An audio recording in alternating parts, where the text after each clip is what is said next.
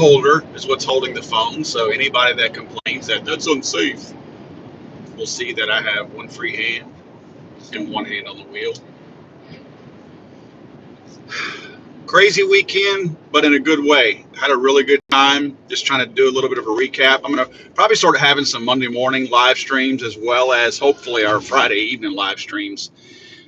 Just to kind of talk a little bit about the things that we do, because a lot of times on Fridays, I'm not being as accurate because of what happened over the week has kind of diluted what might have happened over the weekend. So I'm going to try to recap that a little bit. Had a really good time. Just got back in from officially Clinton, South Carolina.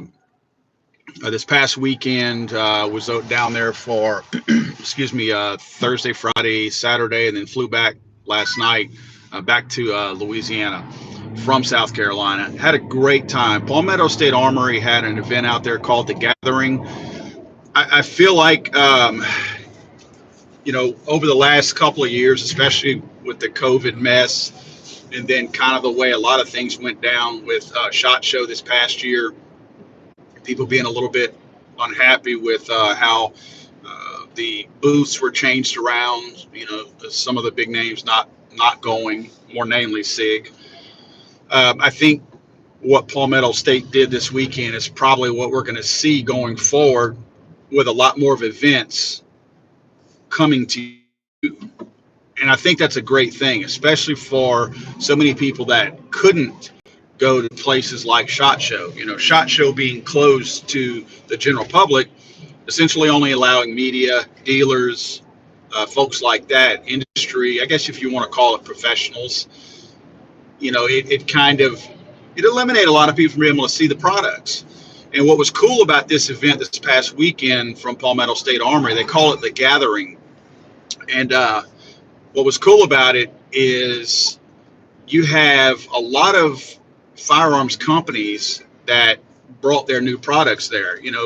Even though it was put on and sponsored by Palmetto State Armory, they actually coordinated the whole event. They weren't just like a title sponsor. They were very active in assembling the whole thing and putting it on, managing it. You saw Palmetto State Armory folks all over the place putting this thing on. Of course, it's right in their backyard, so it was easier for them to, logistically put that together. But they allowed all other vendors to go, so it's not like Palmetto State says, I make, rifles, so I'm not going to allow rifle companies to go. CMMG was there. Springfield Armory was there with their rifles. So they weren't excluding anybody just because they were a competing company. And I like that because, in general, the firearms industry all gets along with one another anyway. It's not like it's a healthy competition, if you want to call it that. And I apologize for the wind noise. I'm about to go over a bridge here on the 210 loop here, in Louisiana, in Lake Charles. So the wind noise in my Bronco gets a little bit loud. But anyway, the event was so cool. You had, again, Springfield Armory was there. Obviously, Palmetto State Armory was there. CMMG was there. Hyper Fire Triggers was there.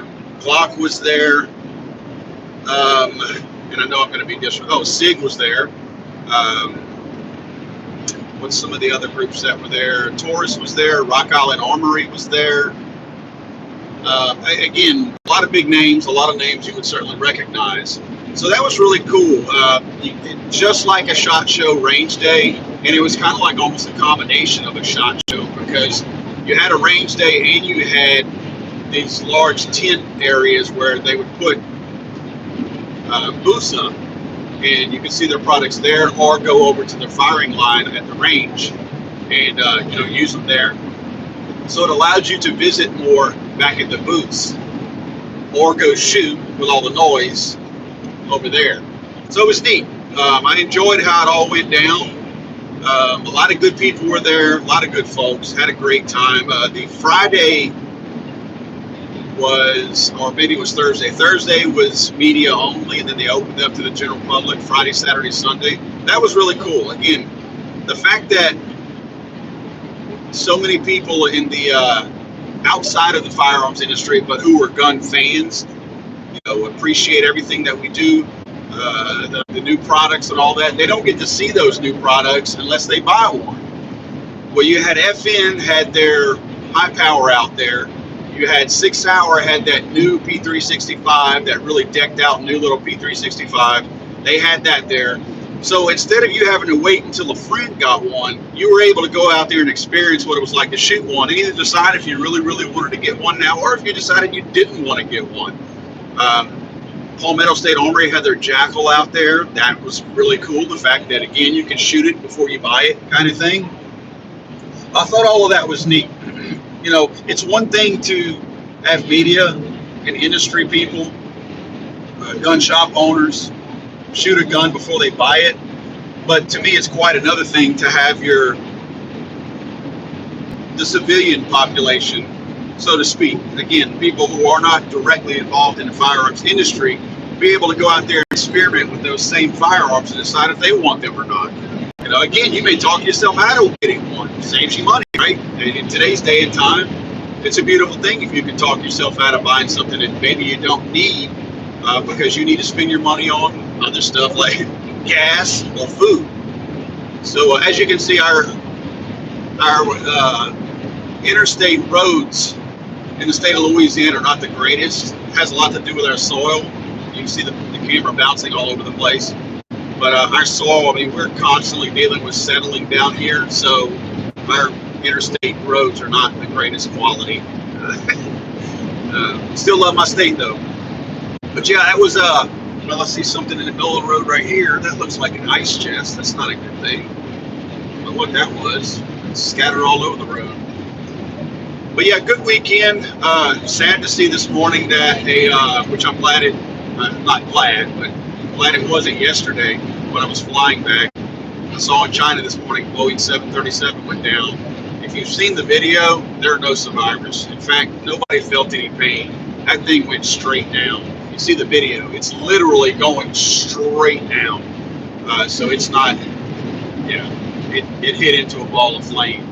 So that's sad to see this morning. I will be putting out several videos this week, more notably locally in the state of Louisiana, on some bills that came up. A lot of states have their state legislatures are designed differently and their sessions are different. Our session just started last Monday, the Louisiana session, and it'll last through the end of March, of course, and then April and May, and I believe into the first week of June, if I'm not mistaken. So we'll be definitely going over some of the bills that came up. I do believe with the political climate like it is right now, I think that locally states probably have gotten a little bit of pressure from Democrats at the federal level to not really push hard on anti-gun bills. So there's probably not going to be a strong push to put forth any anti-gun legislation. Now, that's down in the South because anti-gun legislation typically doesn't do very well in the South. So just to protect them going into midterm elections for November, at the federal level, I think at the state level, they're going to pump the brakes a little bit to not hurt the mood nationwide for those people.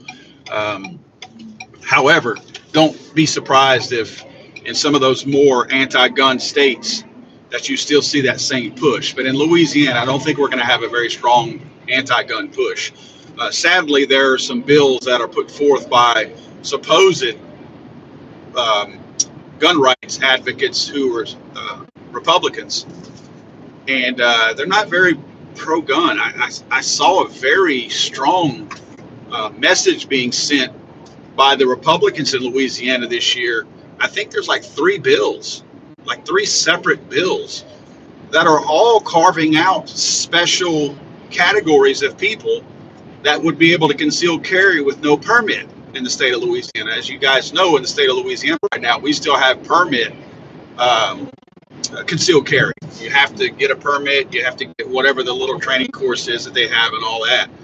And since we missed out on that last year because of true blue politics in the state of Louisiana, now I'm seeing three different bills. One bill is being put forth for, I believe, allowing retired judges and justices of the peace, I believe, to carry without having to get a permit. So, and a lot of these are being introduced by Republicans. So I think they think that they're chipping away at allowing constitutional carry because they're getting these special groups a little bit at a time.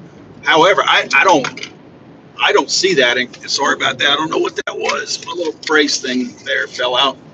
Um, I don't care for that. I think when you start carving out special classes of people, and I think the other one might have been I don't know, it's another subclass of people, special people that have titles. And then the third group, the third bill was either, I think it was current military and reserve military.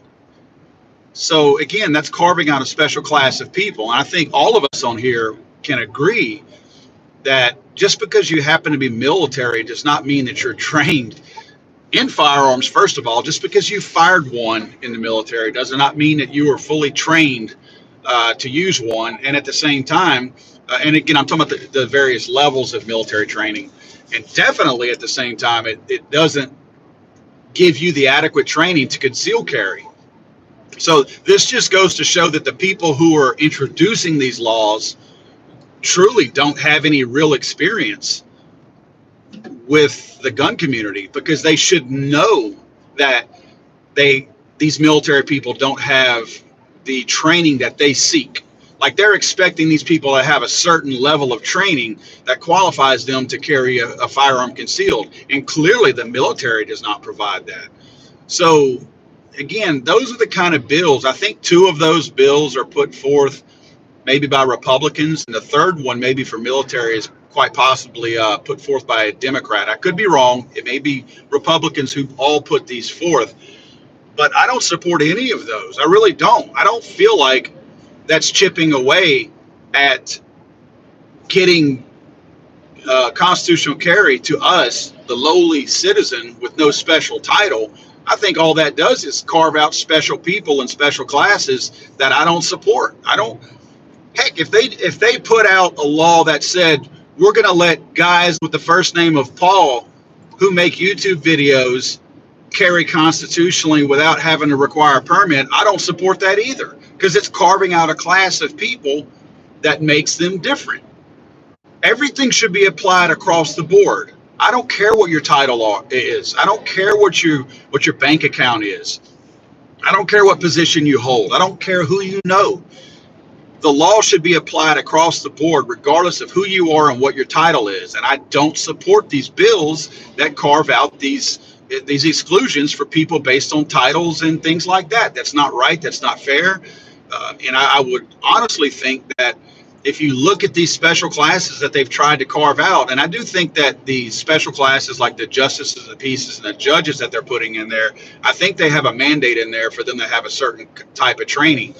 But it's post-training. It's the law enforcement training. And we've often said before that law enforcement training does not make you somehow magically able to effectively carry a firearm safely, concealed out in public. It's not the kind of training that you would require or need. But I think most of us who aren't in law enforcement, who are not judges, who are not justices of the peace, who are not military, we have way more training than those people that they're trying to carve out to give that exemption to. And I'm really against that. So I'm going to be viewed as someone who's not supporting, it's possible you might hear that I'll be viewed as someone who doesn't now support the Second Amendment, or I don't support constitutional carry. But I don't support it if it's not across the board for everybody. Don't carve out these special segments of people and tell me that those people are special so they get to have what everybody else doesn't get to have. I don't support that, and I won't support that. I'm not going to be talked into supporting that. So if you hear that I'm somehow not supporting constitutional carry, you need to look back on it and see what exactly it is that I'm not supporting, because I'm going on record by saying that I will not support those types of bills.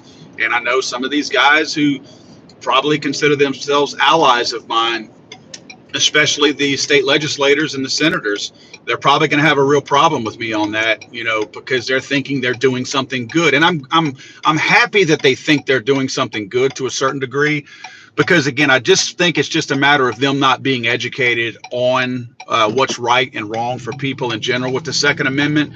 So maybe I can talk to them, and I do intend to reach out to them and tell them, guys, this is why I don't support it. I don't want them to be blindsided by it. So we'll be reaching out to these legislators, more notably the ones who have actually introduced the bills, to let them know, hey, guys, I'm all for you. I support the fact that you are trying to make an effort to get constitutional carry, even if it's a little bit at a time, but this is why I cannot support your bill. Again, I can't get behind anything that makes certain exclusions based on what your title is. That's just not something I can get behind. So just want you guys to know that I will be putting many videos out this week based on new bills that have been introduced, and I hope you guys will take a look at those. So guys, that's pretty much it. That's my Monday morning tirade. Just wanted to kind of get a few of those things off my chest. I'm not mad about anything, but that's just kind of where I stand for going into the week. Hope you guys have a good week. Monday morning's never a great thing, but it's good for me because I'm back in town. Got to see my family last night, so it's a beautiful thing there. But guys, have a super safe week. If you get a chance, go out to the range, take an old person, introduce a young person to guns at the range in a safe way. That's a great thing if you can do that. And hopefully I can catch back up with you guys on Friday with another live stream. So have a great Monday. Have a great week, guys. We'll talk to you soon.